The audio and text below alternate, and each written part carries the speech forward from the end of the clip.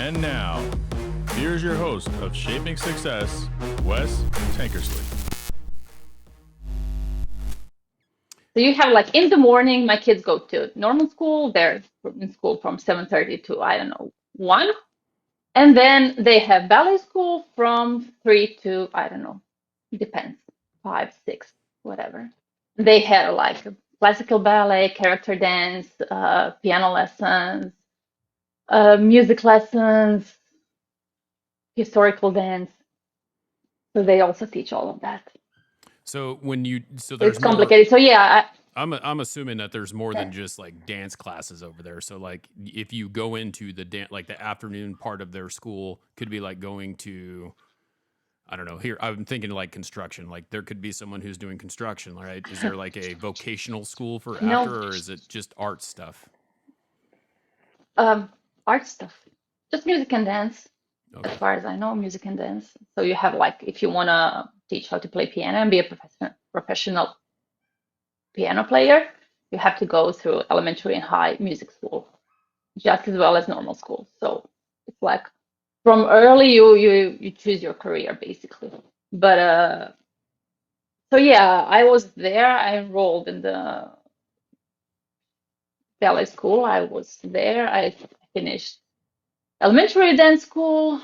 I enrolled in like a general kind of, we call it gymnasium, like a general education high school. Mhm. Because we here in high schools, we also can choose our, so here's where you choose what you want to be in life. So after 8 years of elementary school, you choose if you want to go to university or a college, you go to like a general high school, like I did. So you have like all kinds of subjects there, from math, physics, I don't know, chemistry, biology, languages, philosophy, sociology, politics, religion, whatever, there's like 16 subjects every year that we do. And so you can go, if you want to be a hairdresser, you go to that kind of high school. If you want to be a mechanic, you go to that kind of high school. If you want to be, I don't know, a nurse, you go to a nursing high school. If you want to be, so here's where you choose basically a path. And if you don't know what you want to be, then you go to the general one. Right. Uh, so I went there, and alongside with that, I went to the ballet high school.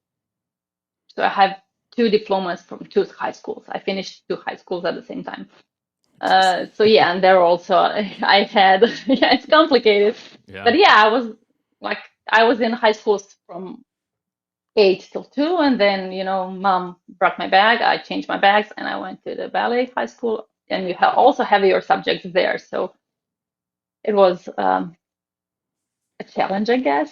It was hard at times, but yeah, once I finished, I was in my so our high school, ballet high school is connected to a national theater.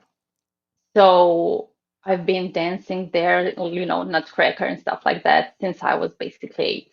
And since I was very good, and I started helping in ballet ensemble for the theater, for the big shows like the Swan Lake and Nutcracker and stuff like that. So I was there, and I was also in my final year. I was first in the state competition. So they basically told me like, yeah, you're part of a theater now. So you just, since I was in my final year of ballet high school, I was basically either in the theater or in ballet school. So I was like, well, I enrolled in university, and I was like, well, yeah, I mean, if you're gonna pay me for what I was doing for free now, why not? Right. Yeah. I can go to, and I finished. So I was dancing for about 4 years, 4.5, I think. Uh, while I was, I'm not sure. Yeah, it would be your college, I think, while I was finishing my college. So when I finished my college, I think and changed my career.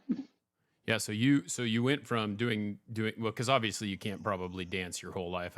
What's kind of the shelf life of a ballet dancer? Because like professional baseball players, they make it like 32 years, or they're at 32, and then they're like, oh, they're in the and that's not old, but that's old for a baseball player. Is there Yeah, like a age where they say, well, you're kind of you're not? four. 40, 40. like So where I'm now. that's a 40. pretty long Yeah. career, though. 40 is not too bad.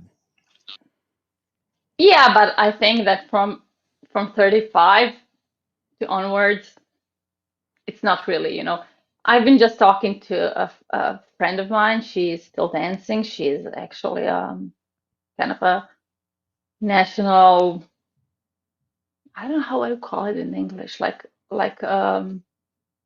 the best in the state. Uh-huh. Like a prima ballerina, and she's now 40, around 42, 43, I think. And she said, "Yeah, I cannot do it anymore." Like she's still amazing on the stage, but she said, "Yeah, I just, it, my body cannot. No, I feel that I cannot give the best of me, so there's no point basically in dancing anymore." How does that kind of work out? Because like she's saying her body just can't handle it anymore. What are some of because I don't know. You think of like professional sports over here because dancing is a professional, like it's Yeah, an active thing, right? Do people like tear their knees or do they hurt their feet or what's kind of some of the yeah, injuries that happen? yeah. Basically anything with legs, knees, ankles, wrists. Um, mostly knees and joints. In joints. Okay. So how do you feel Yeah. being 40 and like walking around? Do you feel like normal? Do you feel like you're older than that body wise? I mean, like, do you feel like it hurts more because like when I wake up in the morning, I'm No, 42 and no. I'm like, oh, No, the only time I feel it basically is when I go to teach my students and I forget. I forget. I cannot do things that I could do before.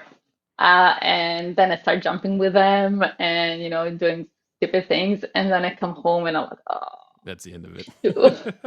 I cannot move. I cannot move anything.